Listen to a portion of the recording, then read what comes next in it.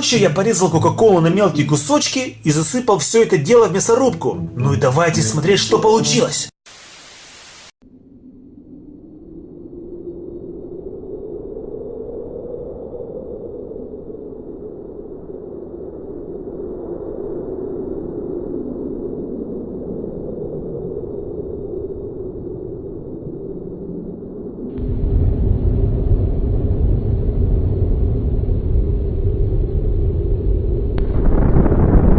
Вот это бабах!